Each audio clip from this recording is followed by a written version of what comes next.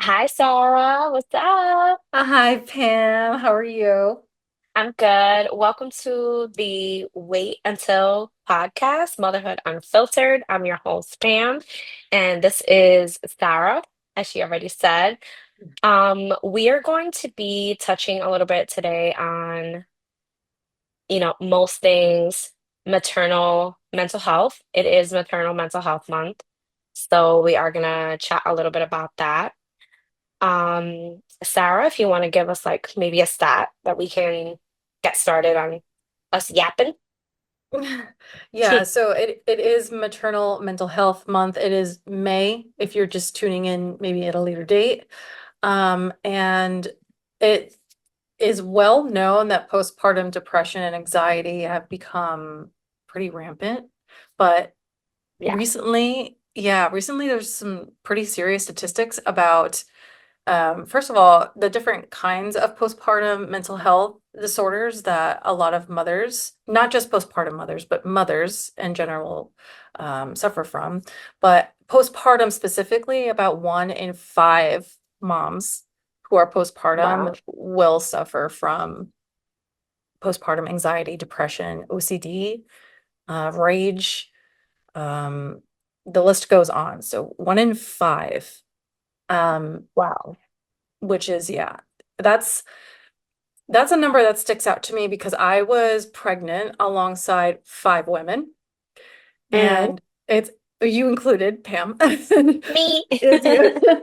And I am not proud to admit, but I'm open to admit that I'm definitely one of those 5 that had suffered from one of those mental health ailments. And I'm really open about talking about it and what I went through and where I needed to go to get better. But I just don't think it was one of those things, the just wait until things that you didn't expect Hmm. the way it did. At least that was my experience. But Yeah, I feel like so first and foremost, I like I was telling you before, I'm not sure. I don't think in the first year of me being postpartum, I had postpartum much, but now I'm not sure. Now I'm like, is this hitting differently now? Like, am I still waiting for it to get better? I'm kind of trying to figure that out because, like I said before, I'm like, is it too late? Like, do I say something now? When can I expect for it to not be postpartum related? I don't know. well, I think there are a lot of factors that go into it all. I mean, the hormonal explosion that we go through right after birth has a lot to do with it, I think, especially if you Yeah. have like a predisposition to some mental health disorders like depression or anxiety or OCD or things of that sort. Like if that's something that you've been battling before you even became a mom, your prevalence to, succumb to postpartum depression, anxiety, rage, all of that is a lot higher for you. Um, but it could also be situational. We talk about the village a lot. If you enter your Mm, postpartum era with no village, you're also at a higher risk for developing some of these things. And I think that's the most important piece for me is really talking about how important it is to have a support system while you are postpartum. And to go back to your point, I mean, when does postpartum end? There's no real clear, definitive finish line for what's considered postpartum and what's not. You know, a lot of yeah, people say, like, oh, sorry, go ahead. no, you're good, good. I think a lot of people say, like, once you don't breastfeed anymore, but there are moms who choose not to breastfeed at all. So are they considered Hmm. not postpartum as soon as they give birth? So it's a very gray area, I think. You said that, and that's actually a valid point because I stopped breastfeeding slash pumping in August of 2025, and that was almost 9 months ago. So my, I mean, the timing was kind of insane. I stopped the day that I buried my mom. So that was like kind of a snowball in that sense. Yeah. Um, but I'm in a place right now where I'm kind of like, I'm not sure. I don't know if this is a postpartum thing. I don't know if this is a grief thing. I don't know if it's both. It's definitely grief, but I don't know if it's both. Um, but it is very interesting because women being one in five, I think I've told you, for my own podcast, for anyone that's listening, I interviewed a woman who I think she lost her mom like a week or two before her son was born. And she had a traumatic birth experience. Mm. She had an emergency C-section. Baby went to the NICU, and she's navigating this during COVID and navigating this with the loss of her mom, and it's all in the same circle.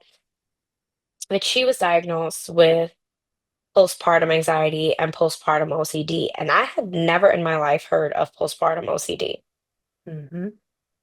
Mm-hmm. And it's it's crazy because a lot of it feels like now in the more recent years, a lot of women are more talking about postpartum and postpartum depression and like the baby blues. But this was another one of those things, one of those other like wait untils that they didn't say. That like Yeah. you're not hearing about women with postpartum anxiety, postpartum OCD. And honestly, like it's probably coming from an ignorant place, but whenever I thought of postpartum before I was ever pregnant or thinking about having children, I thought that it was going to be like a violent experience. Like that it was going to be that I was going to be all the symptoms. I was going to be 100% detached from my child. I was going to like want to Right. die. I was going to want to harm myself and I didn't or I haven't experienced those like levels of things. So I wonder how many people are experiencing not those levels of things, but the brain fog, the like crying, and you're like, oh, I'm just tired. And then you're like crying because you're tired. Like, I wonder how many people are like, I'm afraid to say something because my doctor might take the baby. Like, Mm. you know what I Or mean? yeah, or it's like, yeah, I don't feel suicidal ideations or I don't feel detached from my baby. So obviously I don't have Obviously, postpartum I'm fine. depression. Yeah, exactly. So it kind of just, diminishes or dismisses your feelings of misery, you know? So I have some other statistics about the global prevalence about specific ailments that moms can suffer during postpartum. So the first one is postpartum depression, which we all know, and that's 12 to 20%. So a global average of Whoa. 17.2% of moms will experience postpartum depression. And this is what we're talking about, like the baby blues, suicidal ideations go in that category, the detachment, but it doesn't have to be that extreme. You can have Hmm. just sadness or unexplicable crying spells or things of that sort, and it's still categorized as postpartum depression. No motivation, things of that sort. And then you have postpartum anxiety, and that is 10 to 25%, with a global average of 20.8% of women will have postpartum Whoa. anxiety. 20%. So we have 17.2% for depression and 20.8 for anxiety. What does, and you might not know the answer to this, what does postpartum anxiety look like? Like, So yeah, I experienced postpartum anxiety. I also okay. experienced very extreme pregnancy anxiety as well. Um, Hmm.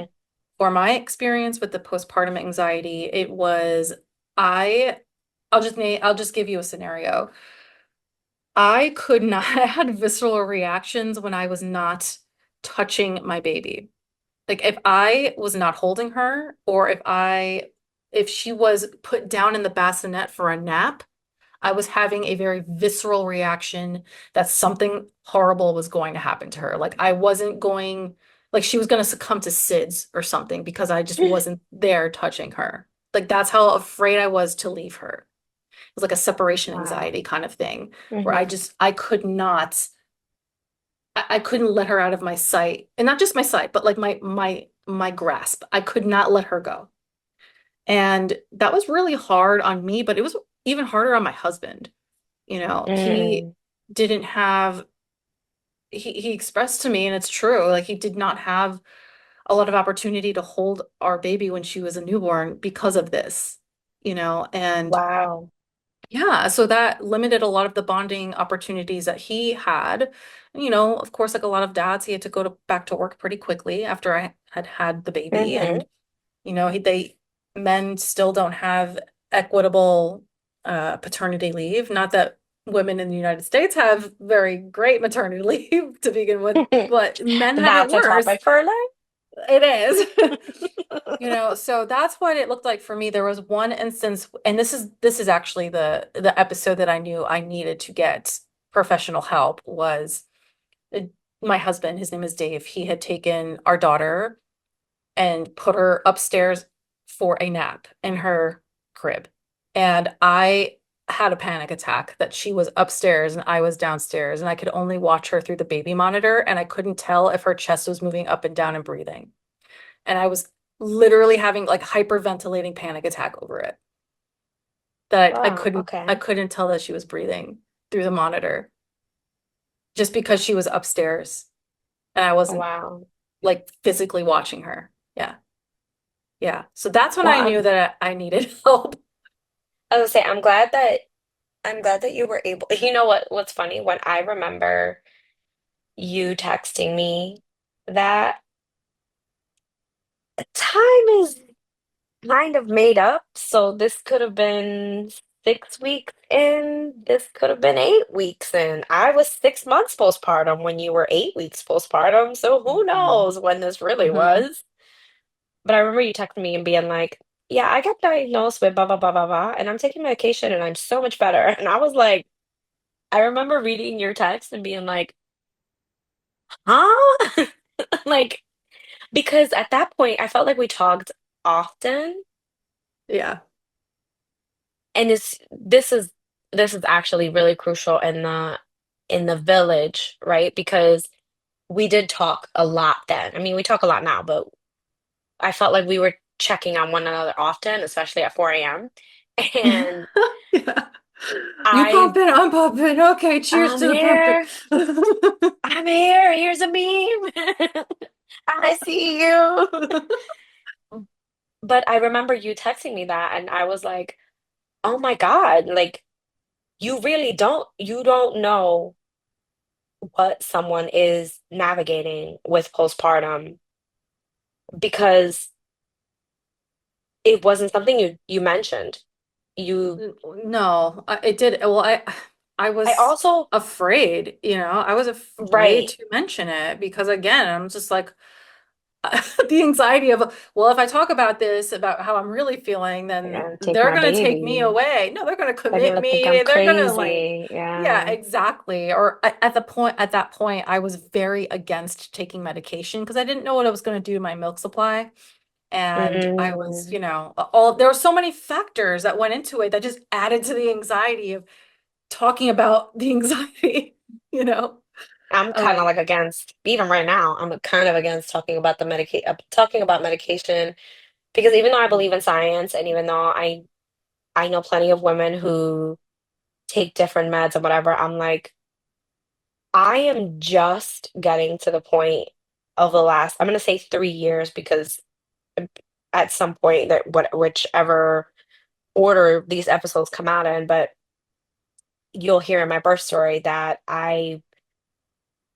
it's not that I had an issue conceiving, but like 7 or 8 months before I even got pregnant, I wasn't getting a period. So like you, I, I'm afraid of like touching the wrong thing and my body just, hmm hmm I don't know, going mayhem. Not that it's in like, not that I'm 100% like normal and whatever, but like I'm at a place where I'm nervous about taking medication for some type of anxiety or whatever, or if it's postpartum or postpartum depression, like because I don't know. I don't know What the it's gonna levels do. of that. Yeah, So that was a big thing for me too. Like I was super afraid of what it was going to do to me. And even though so I take sertraline, which is Zoloft, and I was just it's a pretty mild medication, you know. And I was still petrified. I was like, oh my God, this is going to change who I am fundamentally. This is going to change me in ways that I can't support, she you know. she has my brain's vocal cords right now. That's what's happening. Carry Yeah, on. like yeah, no, seriously, like, before I was medicated, these are the thoughts that I was having. And not only that, but I was like, oh my gosh, well, here I am like inserting impurities to my child because I breastfeed her. Yeah, that's another So thing. I'm Oh my like, oh, here God. we you know, so it just goes Make it on. The stop. spiral goes on and on and on and on. But um, you know, it was that episode, like I said, where I was just like hyperventilating over the fact that my daughter was upstairs safe in a crib, you know.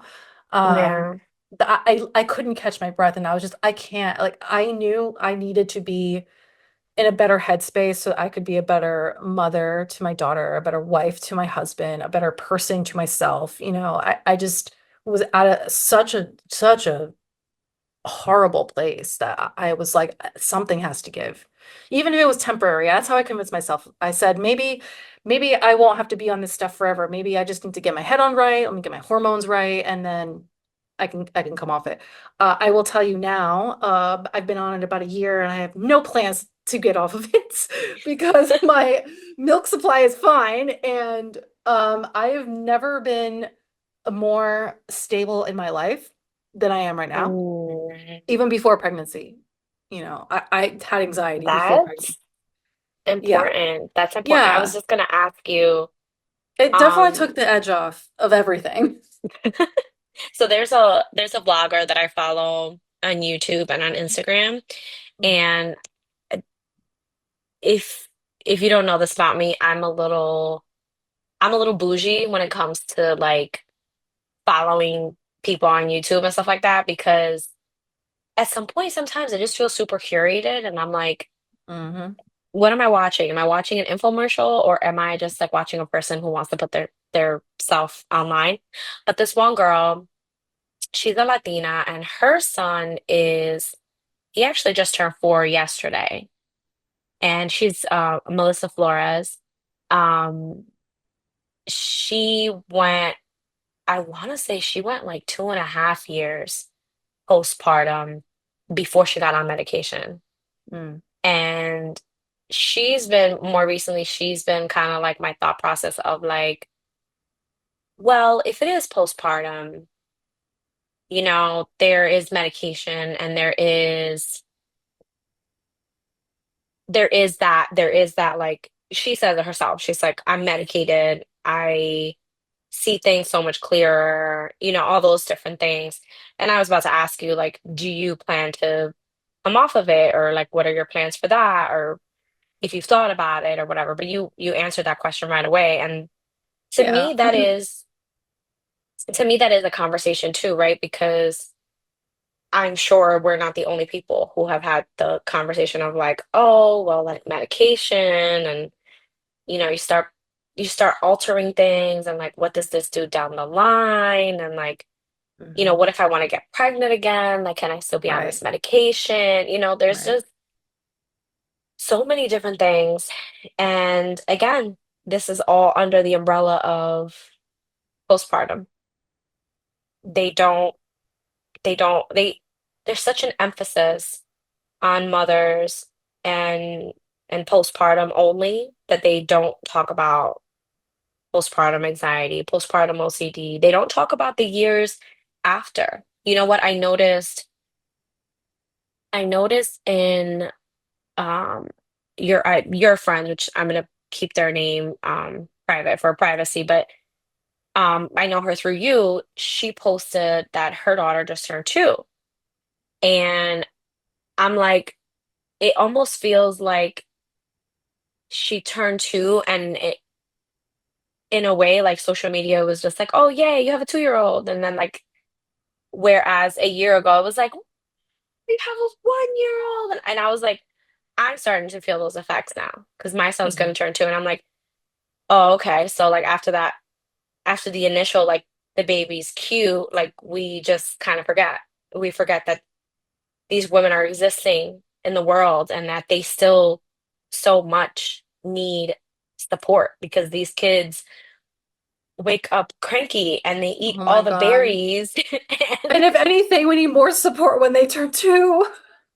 I feel like I need 18 more support now months. than I did when the baby was born. Because I'm like, Truly, truly, I agree with you. Oh my gosh, I agree with you.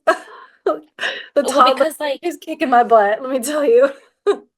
you know what? There are certain days where I'm like, oh, thank God. I'm at a place where like I'm not breastfeeding anymore. So I'm like, oh, like I can leave the house.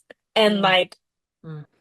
and the other thing for me is I can wear clothing that doesn't require me to lift Girl. my bra or like, Or and the pull down or the side, yeah, like you yeah, gotta get creative with yeah. it.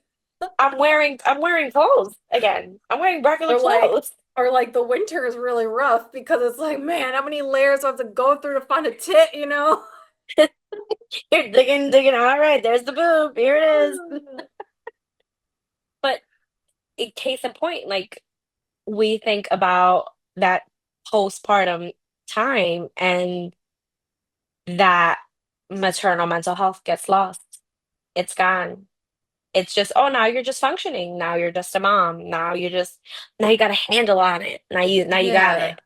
And there's like a No, stigma with it too. It's like, well, what do you mean you're sad or depressed or anxious or I have didn't have OCD those things in my or day. rage? Exactly. I had my mother asked me um why I felt the need to do this kind of podcast. Like she's like, why? Like, I mean, isn't everything out there already? And I'm like, she's like, is it really necessary?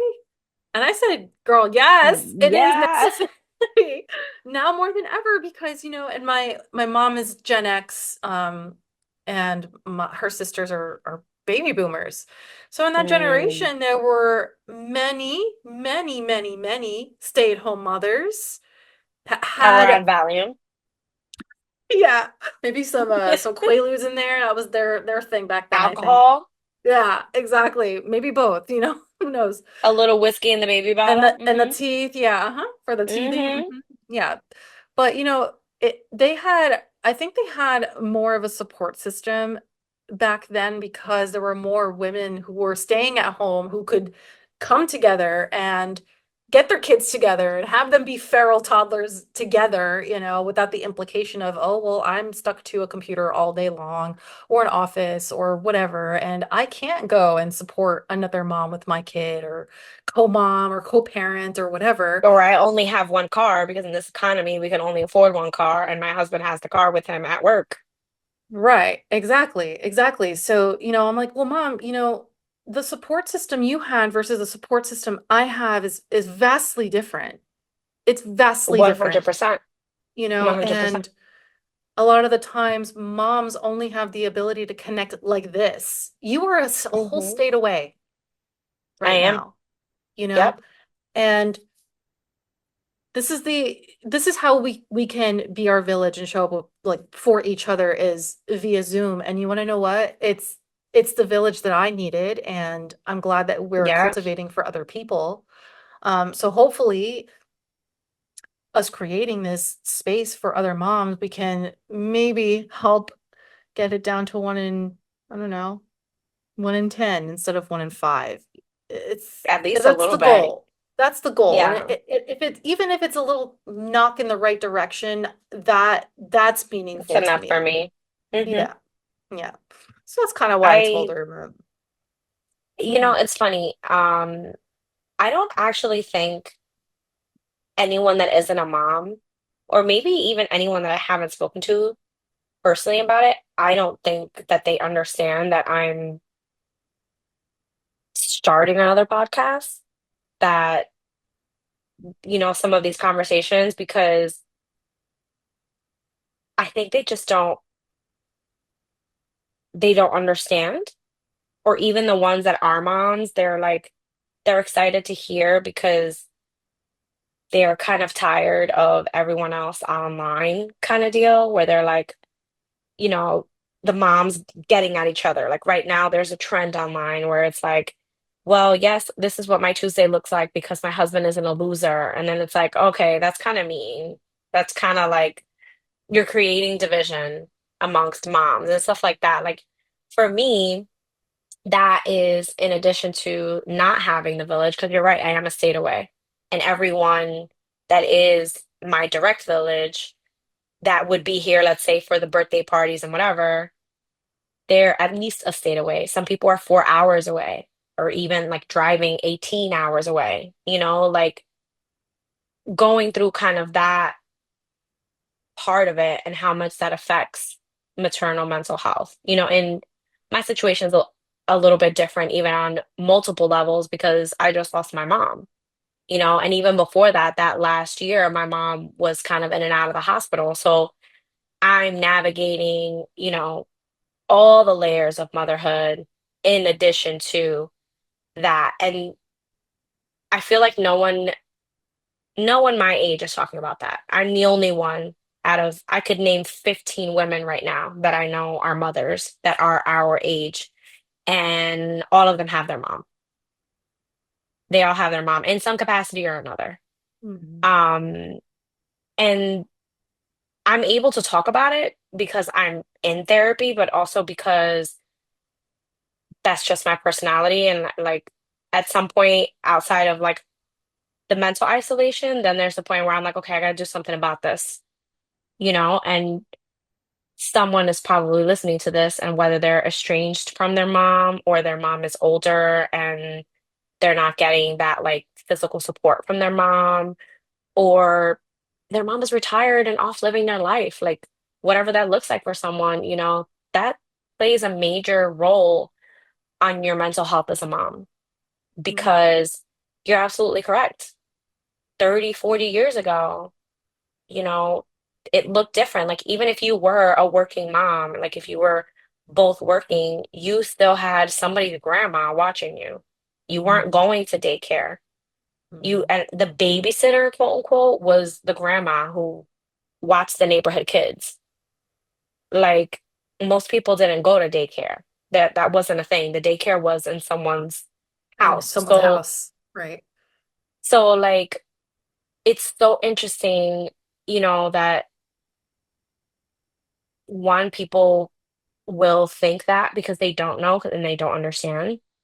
But on the flip side of that, how important it is for us to still have those conversations and for you to have that conversation with her, because you're saying like, hey, I'm putting myself out there because I am one in five, and kudos to you for saying that at all, because you could very well just be like, I'm on medication, I don't want to talk about it. Yeah. No, I genuinely think though, I mean, getting the help I needed really just saved so many pieces of my life. I'm not gonna go to the I extreme thought you were that gonna it say saved my so many life. people. You can say they No, saved so many people. I was like, well, it definitely has. I mean, that is for sure. I'm sure of that. But no, it's definitely allowed me to savor this time in my life a little bit more. I don't think I would have been able to savor it or live in the moment or find thank God. time to feel the joy because I would just be my mind would just be spiraling onto the next thing, which goes hand in Hmm. hand because the other point of all of the maternal mental health disorders is that a lot of them are they're comorbid, which means that they happen together. So if you have postpartum depression, you might also have postpartum anxiety. And if you have postpartum anxiety, you might also have Oh, I postpartum didn't know OCD that. at the same time. Yeah. I So didn't know that's my that. I didn't case. know they were comorbid. Oh yeah. Yeah. So personally, I was diagnosed with postpartum anxiety and postpartum OCD together. Now, Go for better. yeah, I know. Of course, Knock it out of the had to park, baby. I know, I had to get them all, right? So, for perspective on the postpartum OCD, that impacts 2 to 9% of um, postpartum moms. That's a And of lot. those, it's a lot. And of those 2 to 9%, 5% of those also have postpartum anxiety. So a lot of them go hand in hand. And then the last one that they talk about recently that's been actually um, deemed as a diagnostic, like a pathological thing that the women are being diagnosed with now is postpartum rage. Now, Mm. when you talk about postpartum rage, I think, at least I'll speak for myself, I just thought that was part of the hormonal thing that happens. I'm like, yeah, of I course. thought that was the thing that happened with your second kid. No, it happened. Oh man, I had postpartum rage for it was short-lived, but man, oh man, it was ugly, let me tell you. But to learn that it's actually a diagnosable thing is kind of like, oh, okay. I wait till you hear these Mm. numbers. 20 to 30% Honey, will what? experience postpartum rage. Yes. Okay, guys, I'm calling my doctor tomorrow. Well, I'm getting a new doctor, but I'm calling my doctor tomorrow. I need to talk to somebody. I'm not sure, I'm not sure like the deep dive of how it's treated or all of that. Yeah, yeah. These are just numbers to share that this is what is existing in mothers who are postpartum, and what they're going through. But I was so surprised to hear about postpartum rage and how many mothers experience it. Um, Yeah, yeah. that's that's the wait until that they didn't talk about either Mm. because yes, it is something newer that's coming out statistic wise, but I'm sure we each know at least one woman that has experienced postpartum rage with their first child because uh, like Me. like the Girl, there ignorant are some statement. times where I'm like, okay, like you just get to the point of overstimulation where I just start to see red, and I'm like, and then like, I don't know, my husband will come home from work and he goes, "How was your day?" I'm like, "Fuck you," like, Sorry, I can't Dave. do anything. I was just like, you know, oh my Oh, gosh. okay, so it's not just me. It's not me. No, Okay, oh my cool. gosh, no. Sorry, babe. Yeah, sorry. We love you. Love you much. Sorry. Yeah, even having that conversation, it's, oh, I'm overstimulated because I'm a mom. Hmm. No, no, actually, that's not the case. You could be overstimulated because of postpartum, and that's so real. Like the rage, like I was saying, like it's an ignorant statement to say, but like I'm not afraid to tell you that whenever I heard of women having postpartum rage, I only heard it when it was a woman having her second or third child because Mm, she was yelling at her other children, mm, not even not even so much in her firstborn. You know what I mean? So many people are not talking about these things. And mm, we don't have any like formal resources right now, like as we're recording. But I know that we're gonna put a few in the show notes and we're going to talk about them as we promote this episode because it is so important for us, or myself, obviously, and you, that we create the pathway for people to reach out to these resources mm. because women are going to save the world. And the way that we save the world is us paving the way for us to go get correctly medicated so we can keep kicking ass. Because we're kicking Yeah. ass without being medicated. So think about that. Mhm. Yeah, and it's not to say like not everyone needs the medication. Sometimes you just Yeah. need, you know, Support. You just just need support. yeah, yeah, exactly. And I think also just spreading awareness of these things that exist, like, okay, yeah, rage, OCD, depression, anxiety, like, yeah, these things actually exist. Like, they're not, the things that you just hear about through the Mm-hmm. grapevine. Like, these are very Mm-hmm. real experiences. And I think I wish I was a little bit more educated when I was pregnant about all of the nuances that go into all the mental health And there's like ailments. prenatal depression Yes, or I something like had that. prenatal anxiety badly. I Mm. talked about it a little bit in our birth stories, but Mm-hmm. yeah, it was to the point where my doctor was like, "Why didn't you tell me? I could have helped you." And I'm like, "What do you mean? I just thought I was hormonal and crazy. I didn't I thought I know. was just I didn't. pregnant. Yeah, I I thought I was was just just pregnant. pregnant. Exactly. Like I just thought that's what you're like when you're pregnant." And my doctor was essentially like, "Girl, no, no, sweetie, no." I can So, see you in that doctor's appointment and him holding your hand, and you're like, though this was at my 6 week postpartum visit. ay, Dios. Exactly. I'm like, oh man. But also, I think another thing that we need to address is just because these things exist in postpartum doesn't mean they go away as you age as a mother. Mm, You know, yeah.